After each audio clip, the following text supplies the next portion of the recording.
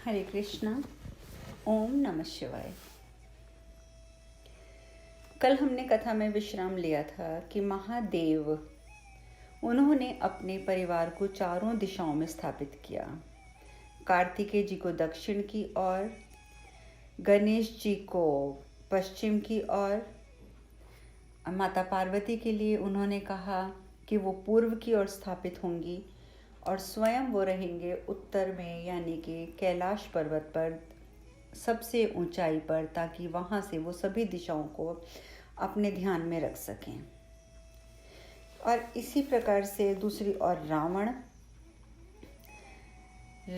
जो है वो अपनी साधना पूर्ण उसने इन कुछ समय में करी। पुलस्त्य ऋषि बहुत प्रसन्न होते हैं कि पहली बार मैं इतना प्रसन्न हो रहा हूँ तुम्हारे ध्यान से, क्योंकि इतना लंबे समय बीत गया और तुम्हारा ध्यान भंग नहीं हुआ।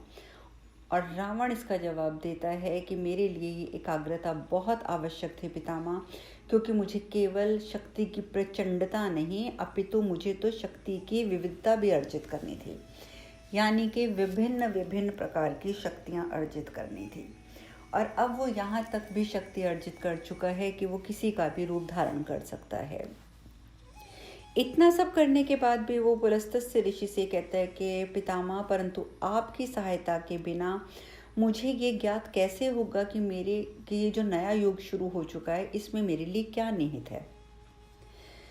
पुलस्त्य ऋषि कहते हैं तुमने बारंबार मुझसे यही एक प्रश्न किया रावण, बारंबार, और जबकि तुम ये जानते हो कि मैं तुम्हें कदापि नहीं बताऊंगा, मैं तुम्हें उत्तर कदापि नहीं दूंगा, क्योंकि तुम अलग अलग घुमा घुमा कर जो मुझसे प्रश्न पूछते हो उन प्रश्नों का तात्पर्य सिर्फ ये होता है कि तुम जानना चाहते हो कि वो कौन व्यक्ति है जो तुम्हारा वध करेगा। परंतु रावण, मैं उस व्यक्ति का नाम तुम्हें नहीं बताऊंगा, मैं नहीं बताऊंगा कि कौन तुम्हारा वध करेगा। रावण कहते हैं पितामह, आपका यह रहस्य मेरी समझ से तो परे है। क्यों? क्योंकि एक और तो आप हर समय बात करते हैं कि आप अपने कुल का नाश रोकना चाहते हैं, आप अपने कुल का नाश होते हुए नहीं देख सकते, और वहीं दूसरी ओर कुल के नाश को रोकने के लिए कुछ करना भी नहीं चाहते, कुछ करना ही नहीं जानते, जबकि आप कर सकते हैं। ये भी नहीं है कि आप कर नहीं सकते, आप कर सकते हैं, परंतु आप करना नहीं चाहते। अच्छा चलिए छोड़िए, यही बता दीजिए कि उसका जन्म हो चुका है, यदि नहीं तो कब और किस कुल में जन्मेगा वो। मैं आपसे किसी एक प्रश्न का उत्तर मांग लेता हूँ। चलो, वो कहते हैं कि मैं इस प्रश्न का उत्तर भी नहीं दूंगा कि वो जन्म ले चुका है या जन्म लेगा, ये मैं कुछ भी नहीं बताऊंगा। तो वो कहते हैं अच्छा चलो ठीक है, मैं आपसे एक ही प्रश्न का उत्तर तो मांग रहा हूँ, अगर आप मुझे वो भी दे देते हैं तो मेरे लिए उचित होगा, क्योंकि आप ये जो मौन रख कर बैठे हैं ना उस व्यक्ति के बारे में, एक तरह से आप उसकी रक्षा कर रहे हैं और हमारे कुल का नाश कर रहे हैं, क्योंकि आप उस व्यक्ति की रक्षा कर रहे हैं जो आपका कुल का नाश करेगा, और आप अपने कुल से ज़्यादा उस व्यक्ति को प्राथमिकता दे रहे हैं। आप उत्तर नहीं भी देना चाहते तो मत दीजिए, पर आशा करता हूँ कि मैं आपसे एक और प्रश्न करता हूँ, आप उसका उत्तर मुझे अवश्य देंगे। पितामह, केवल एक प्रश्न का उत्तर। पितामह कहते हैं तुम मुझसे उस व्यक्ति का नाम नहीं पूछोगे, इसके सिवा अगर तुम कोई और प्रश्न पूछोगे मैं उसका उत्तर ज़रूर दूंगा। ठीक है, पूछो। तो रावण कहते हैं अच्छा पहले आप मुझे वचन दीजिए कि आप उसका उत्तर अवश्य देंगे। तो पितामह फिर कहते हैं कि मैं वचन देता हूँ, मैं तुम्हारे प्रश्न का उत्तर अवश्य दूंगा, परंतु स्मरण रहे कि मैं उस व्यक्ति का नाम तुम्हें नहीं बताऊंगा। रावण कहते हैं ठीक है, मत बताइएगा, मैं आपसे दूसरा प्रश्न कर रहा हूँ। आप मुझे इस प्रश्न का उत्तर दीजिए कि उस व्यक्ति की जननी का नाम क्या है। अब उसने वचन भी ले लिया है पितामह से, ये कहकर कि वो व्यक्ति का नाम नहीं पूछेगा, परंतु इस समय उसने ये पूछ लिया कि ये तो बता दीजिए पितामह कि उसकी जननी का नाम क्या है। अब पुलस्त्य ऋषि जो होते हैं वो हाथ जोड़कर कहते हैं हे प्रभु, मैं वचन दे चुका हूँ और मैं अपने कुल के लिए जो कुछ कर रहा हूँ उसके लिए मुझे क्षमा कर दीजिएगा।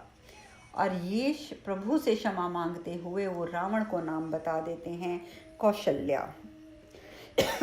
लेकिन साथ ही कहते हैं कि रावण, मैं तुमसे किसी भी प्रकार की मूर्खता की अपेक्षा नहीं करता हूँ, बिल्कुल भी नहीं करता हूँ। तो रावण कहता है मैं कोई मूर्खता नहीं करूँगा, मैं वादा करता हूँ मैं कोई मूर्खता नहीं करूँगा। वैसे भी इस संसार में मैं उपहास का पात्र तो बनकर रह गया हूँ, सब मेरा मजाक ही तो उड़ाते हैं, अब और नहीं, अब और नहीं। परंतु कौशल्य, ये बातें तो उसने कह दी, परंतु कौशल्या का नाम जानने के बाद तो वो फूला नहीं समा रहा। उसे लग रहा है कि जैसे उसने सब कुछ प्राप्त कर लिया जो वो प्राप्त करना चाहता था।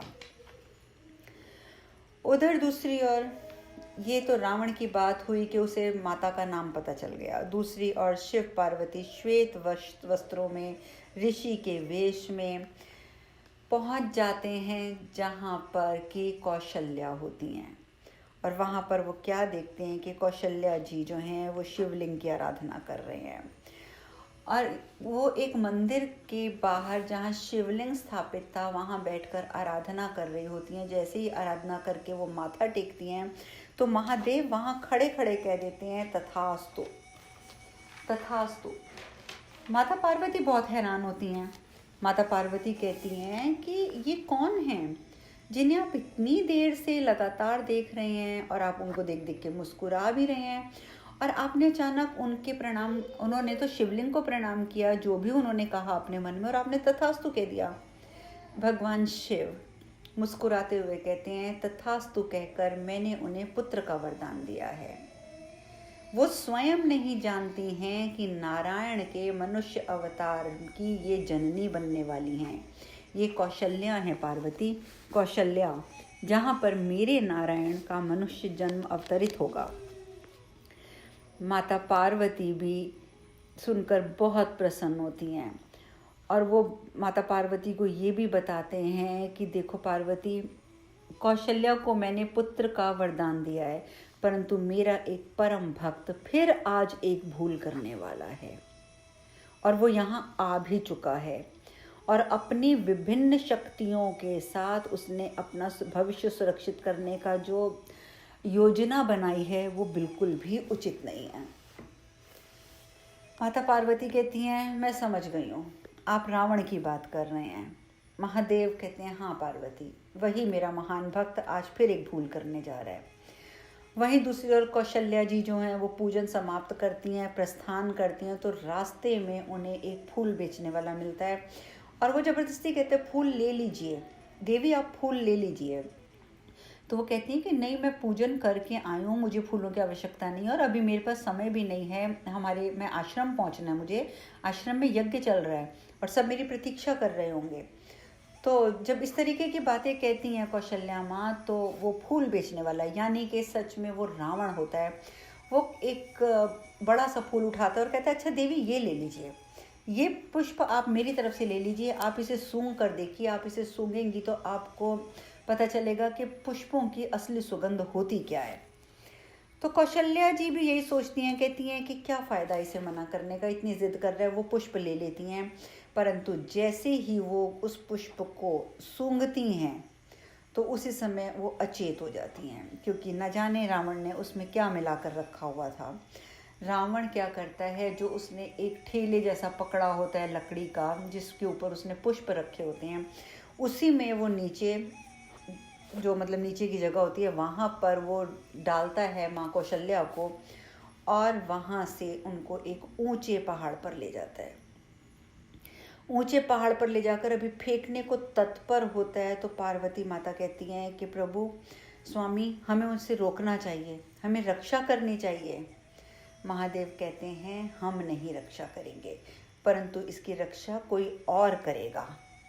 तुम चिंता मत करो पार्वती, रक्षा कौशल्या की अवश्य होगी, परंतु वो मैं नहीं करूँगा, कोई और करेगा, और वो रक्षा वही करेगा जिसे इस क्षेत्र में मैंने रक्षा का दायित्व दिया है। तो वो कौन है पश्चिम दिशा में जिनको दायित्व दिया गया है, वो हैं हमारे गणेश जी। गणेश जी वहाँ पर तुरंत उपस्थित हो जाते हैं। रावण जैसे ही फेंकता है, बहुत ऊंचे पहाड़ से बहती हुई तीव्र नदी की जलधारा में उस ठेले समेत कौशल्या को फेंक देता है। परंतु वहाँ से वो फेंक कर प्रस्थान करता है प्रसन्नतापूर्वक, परंतु वहीं पर गणेश जी पहुँचकर कौशल्या माँ को बचा लेते हैं और कहते हैं कि साथ ही वो अपने माता पिता से कहते हैं कि पिताजी, मेरा यहाँ खड़े रहना उचित नहीं है, आप अब इनका ध्यान रखिएगा, मैं यहाँ से प्रस्थान करता हूँ। और वो चले जाते हैं। अब महादेव द्वारा ऊर्जा प्रदान की जाती है कौशल्या माँ को, उनको होश आता है। होश आता है तो वो माता पार्वती उनको उठाती हैं, पूछती हैं आप ठीक है ना देवी? तो वो कहती हैं हाँ मैं बिल्कुल ठीक हूँ, यदि आज आप लोग मेरी सहायता ना करते तो मैं जीवित नहीं रह सकती थी। मैं आप लोगों को के लिए भगवान शिव से प्रार्थना करूँगी कि भगवान शिव का आशीर्वाद आप पर सदा बना रहे। महादेव और माता पार्वती मुस्कुरा देते हैं क्योंकि कौशल्या माँ उन्हें पहचान नहीं पाती हैं, परंतु माता पार्वती कहती हैं कि महादेव की कृपा आप पर सदा बनी रहेगी देवी, सदा बनी रहेगी। और महादेव ये भी कहते हैं कि आपने जो महादेव से मांगा है ना वो अवश्य पूर्ण होगा, वो अवश्य पूर्ण होगा देवी। चलिए हम आपको आपके गंतव्य तक पहुंचा देते हैं। और कौशल्या माँ के साथ वो लोग आश्रम में पहुंचते हैं। दशरथ वहाँ पर पहले से ही उपस्थित हैं सुमित्रा जी और कैकेयी जी के साथ।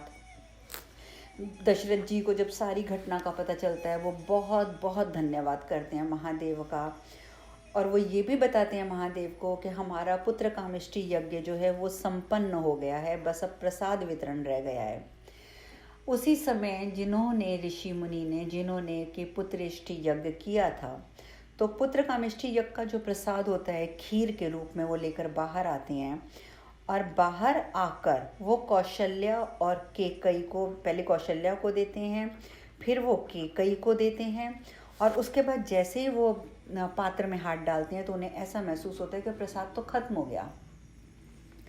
तो वो बहुत हैरान होते हैं, कहते हैं मैं क्षमा चाहता हूँ कि ये प्रसाद तो मैंने अभी इन दोनों में वितरण किया है, प्रसाद खत्म हो गया है। तो वो कहते हैं कि दशरथ जी जो होते हैं, जो माता सुमित्रा होती हैं, वो कहती हैं, सोचती हैं कि हे प्रभु, अर्थात मेरी ज़िंदगी में, मेरे भाग्य में पुत्र का सुख नहीं लिखा है, तभी ये प्रसाद मुझे नहीं मिला ना। लेकिन जैसे ही वो ये बात कहती हैं कि मुझे ये प्रसाद नहीं मिला, उसी समय कौशल्या आगे बढ़ती है और अपने पात्र में से आधा भाग निकालकर वो सुमित्रा को दे देती हैं। तभी कैकेयी भी आगे बढ़ती हैं और अपने पात्र में से आधा भाग निकालकर सुमित्रा को दे देती हैं। इस प्रकार से तीनों महारानियाँ जो होती हैं वो प्रसाद ग्रहण करती हैं। महाराज दशरथ हाथ जोड़कर भगवान से प्रार्थना करते हैं कि हे प्रभु, पुत्र प्राप्ति के लिए ऐसा कौन सा यज्ञ है जो मैंने नहीं किया है? क्या आप इतनी दूर हो कि मेरी प्रार्थना आप तक नहीं पहुंच पा रही, या मैंने ऐसा कोई पाप किया है जो मेरी प्रार्थना आप सुन नहीं रहे हैं, स्वीकार नहीं कर रहे हैं? प्रभु, अयोध्या को एक उत्तराधिकारी प्रदान करें। मैं एक भिक्षु की भांति आपसे प्रार्थना करता हूँ, सुन लीजिए प्रभु, सुन लीजिए, स्वीकार कर लीजिए, मुझे एक पुत्र दे दीजिए प्रभु, मुझे एक पुत्र दे दीजिए। और जिस प्रकार विलाप के स्वर में राजा दशरथ ये बात कहते हैं, भगवान शिव कहते हैं कि महाराज, इतना पुत्र मोह भी उचित नहीं होता, पुत्र मोह इतना ज़्यादा रखना उचित नहीं होता महाराज, इसका प्रभाव भविष्य में आपकी मनस्थिति पर पड़ेगा, परंतु आपको पुत्र की प्राप्ति अवश्य होगी, अवश्य होगी, ये मैं भी आपको आशीर्वाद देता हूँ। अब देखिए, महादेव जानते तो हैं कि पुत्र तो इन्हें प्राप्त होने ही हैं, परंतु वो ये भी जानते हैं कि पुत्र से, अपने प्यारे पुत्र से उनका विछोह भी होगा। इसीलिए महादेव उन्हें पहले ही सचेत कर रहे हैं कि इतना पुत्र मोह अच्छा नहीं होता है, क्योंकि भविष्य में आपकी मनस्थिति पर इसका प्रभाव पड़ेगा। इसीलिए वो आशीर्वाद भी दे देते हैं, परंतु पुत्र की प्राप्ति आपको अवश्य होगी।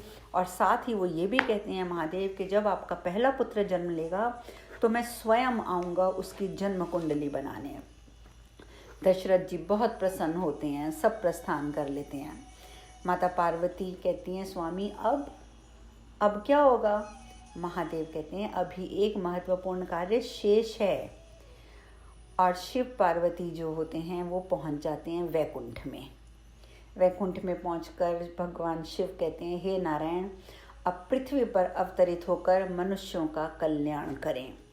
और देवी, देवी लक्ष्मी आपको भी अपने स्वामी की अर्धांगिनी बनकर मानव अवतार को उसी प्रकार से पूर्ण करना होगा जिस प्रकार से आप इस रूप में करती आई हैं। आपको अपने स्वामी का साथ उसी प्रकार से देना होगा जैसे आप यहाँ पर दे रही हैं।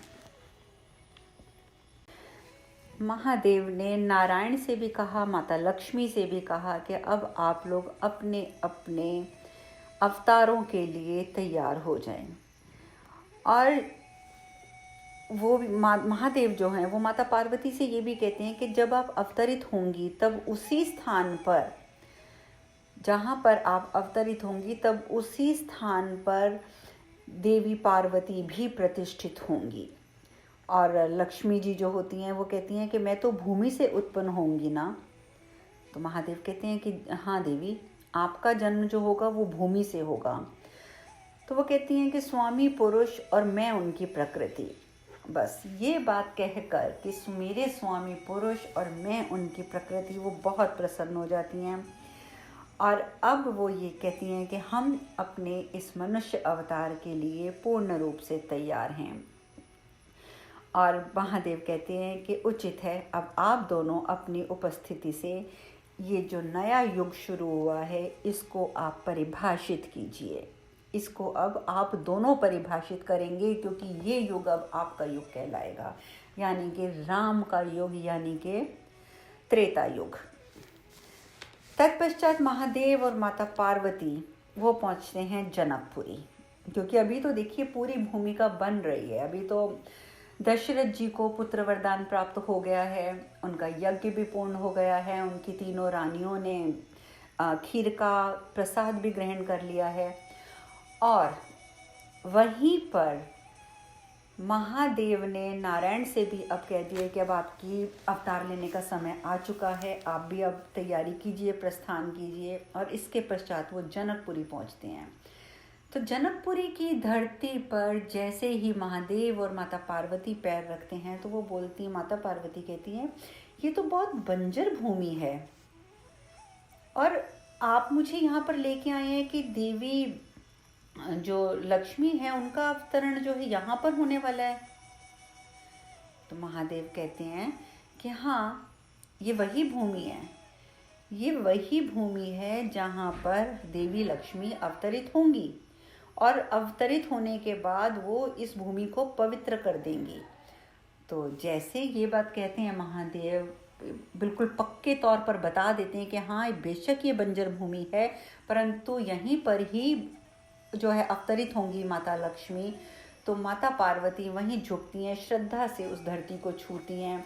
छू कर वो जब उस धरती की मिट्टी को उठाती हैं तो कहती हैं कि स्वामी, इस भूमि में उर्वरता तो है, यानी कि नमी तो है, तो नमी होने के बाद भी ये भूमि बंजर क्यों है? यहाँ पर कुछ उगा नहीं है, नमी होने के बाद भी भूमि बंजर क्यों है स्वामी? महादेव कहते हैं यही तो यहाँ की वास्तविकता है पार्वती, यही वास्तविकता है। माता पार्वती कहती हैं कि आपने कहा था कि इस युग में आसक्ति की प्रबलता रहेगी और आप इस संसार को वैराग्य सिखाएंगे, परंतु ये स्थान तो पहले से ही वैराग्य से पूर्ण प्रतीत हो रहा है। महादेव कहते हैं हाँ पार्वती, ये वैराग्य से परिपूर्ण है ये स्थान, क्योंकि ये स्थान मिथिला है। मिथिला, जनक यहाँ के राज ऋषि हैं। माता पार्वती कहती हैं राज ऋषि, राजा ऋषि, ये क्या होता है? ये बात सुनने के बाद महादेव कहते हैं कि राजा ऋषि अर्थात वो राजा जो सिंहासन पर बैठता है परंतु ऋषि भाव से, वो सिंहासन पर बैठता अवश्य है परंतु ऋषि भाव से बैठता है। वो राजा की भांति राज्य तो करता है किंतु ऋषियों की भांति राज्य का मोह नहीं करता। और इसीलिए हमारा यहाँ ना आवश्यक था पार्वती, बहुत आवश्यक था, क्योंकि जब तक राज ऋषि वैराग्य से आसक्ति की ओर अग्रसर नहीं होंगे, देवी लक्ष्मी का इस भूमि पर आगमन नहीं हो सकता, देवी पार्वती का आगमन नहीं हो सकता, क्योंकि जनक द्वारा ज्ञान चर्चाएं चलती रहेंगी। वो अपने आप को पूर्ण रूप से वैराग्य में ढाल कर रखेंगे और जब तक उनका वैराग्य समाप्त नहीं होगा तो लक्ष्मी माँ का, देवी लक्ष्मी का यहाँ पर अवतार नहीं हो पाएगा। अब देखिए, कहाँ तो महादेव ने माता पार्वती से ये कहा था कि इस युग में, यानी कि इस त्रेता युग में लोगों के अंदर आसक्ति की प्रबलता होगी और महादेव उन्हें वैराग्य सिखाएंगे, परंतु मिथिला में आकर महादेव को लग रहा है कि यहाँ पर इतना वैराग्य है, मुझे पहले राज ऋषि जनक को वैराग्य से हटाकर आसक्ति की ओर ले जाना है। यहाँ पर देखिए उन्हें उल्टा करना पड़ रहा है। और जनक जी जो हैं वो तो लगातार ज्ञान चर्चा ज्ञान चर्चा ज्ञान चर्चा उन्हीं का ही आयोजन करते रहते हैं। महादेव कहते हैं चलो पार्वती, इस समय फिर एक ज्ञान चर्चा चल रही है, हम भी उसमें सम्मिलित होते हैं। और इस प्रकार से महादेव जो हैं वो माता पार्वती के साथ ज्ञान चर्चा में सम्मिलित होने के लिए निकल पड़ते हैं। उधर दूसरी ओर रावण बहुत प्रसन्न भाव से लंका वापस आता है। लंका आकर बोलता है पितामह, आज मैं बहुत प्रसन्न हूँ, मैं बहुत प्रसन्न हूँ पितामह। वो मनुष्य जो भविष्य में मेरा वध कर सकता था, अब वो नहीं कर पाएगा। जानते हैं क्यों नहीं कर पाएगा? जानते हैं पितामह? क्योंकि मैंने उसे जड़ से समाप्त कर दिया है। अब ना उसका जन्म होगा ना मेरी मृत्यु होगी, क्योंकि जब उसका जन्म ही नहीं होगा तो मेरी मृत्यु कैसे होगी।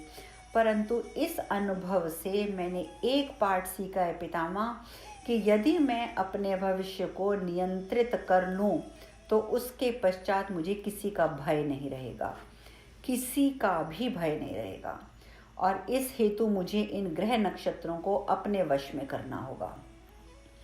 मंदोदरी भी ये सब कुछ सुन रही है। पितामह भी बहुत, उनका मन बुझ जाता है ये सब कुछ सुन करके, न जाने ये क्या करके आया है। जबकि उन्हें ये पता है कि वो क्योंकि वो जानते हैं, वो तो बहुत बड़े ऋषि हैं, वो ये जानते हैं कि नारायण का जन्म तो होना ही होना है, इसलिए कौशल्या को कुछ नहीं होगा। परंतु उनका मन इस वजह से खराब हो जाता है कि आखिर ये मेरा पौत्र क्या क्या करेगा, कितने गलत कार्य करेगा।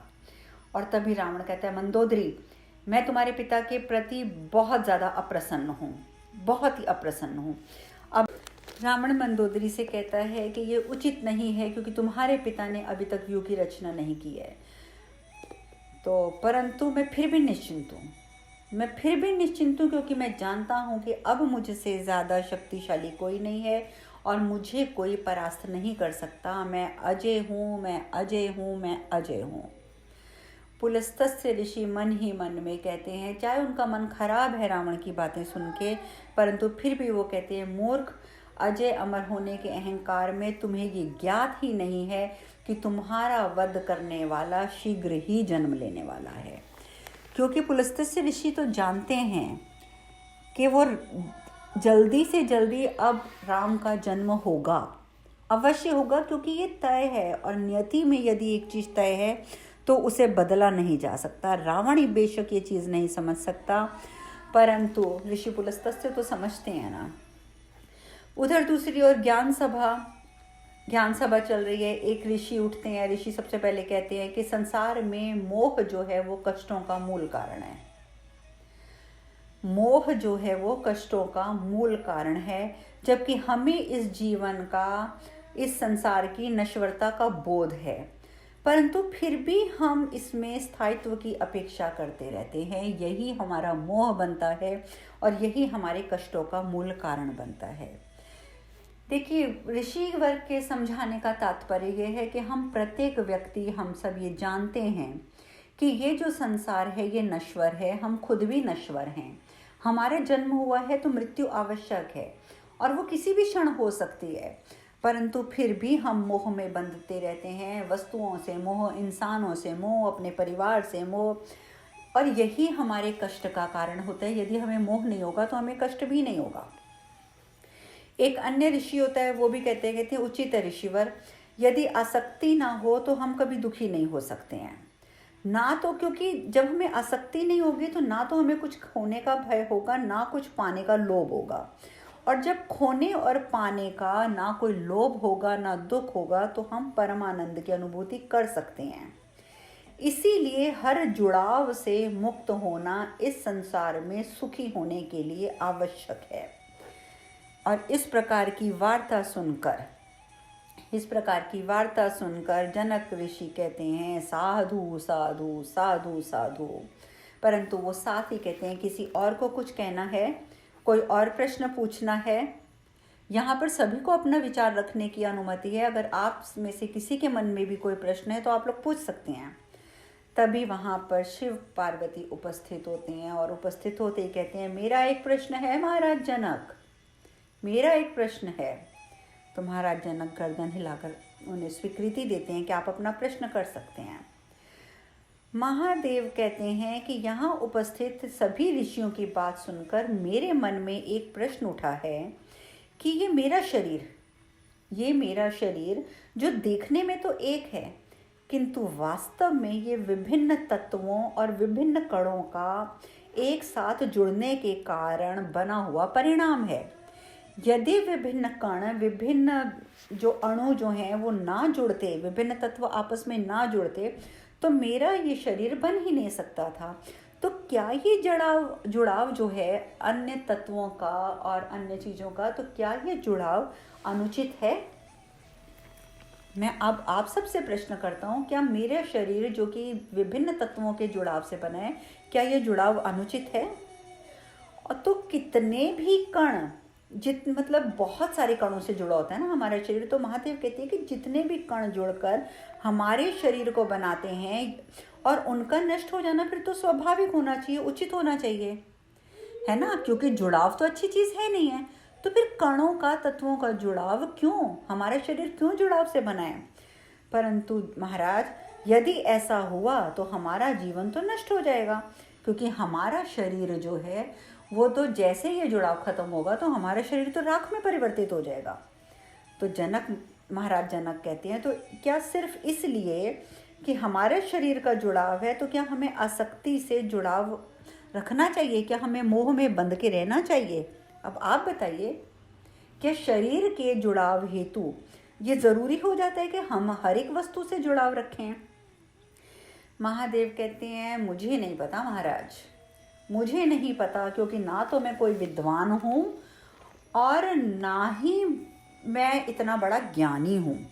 मैं तो बस ये सोच रहा हूँ कि कहीं हम संबंध या बंधन इन दोनों को एक तो नहीं मान रहे, क्योंकि संबंध और बंधन इन दोनों में फर्क होता है।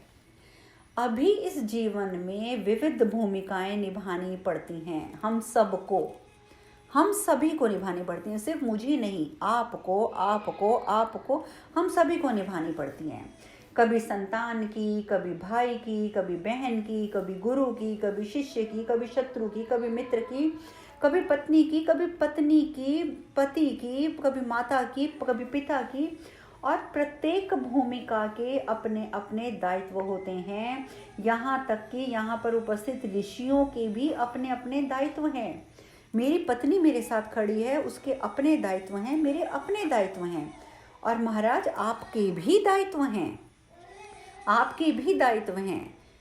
तो यदि मोह का भय हमें हमारे दायित्व निभाने से रोके तो क्या ये उचित है? क्या कुछ संबंधों के प्रति हमारा मोह हमारे दायित्व निर्वाह में सहायता नहीं करता है? आप इसका उत्तर दीजिए मुझे महाराज। और इस प्रकार के प्रश्नों से जनक ऋषि भी कुछ विचलित से हो जाते हैं। अब आगे की चर्चा हम कल करेंगे। हरे कृष्ण कृष्ण कृष्ण हरे हरे, हरे राम राम राम हरे हरे। आप सब खुश रहें, सुखी रहें, स्वस्थ रहें। हरे कृष्णा। ओम नमः शिवाय, ओम नमः शिवाय, ओम नमः शिवाय।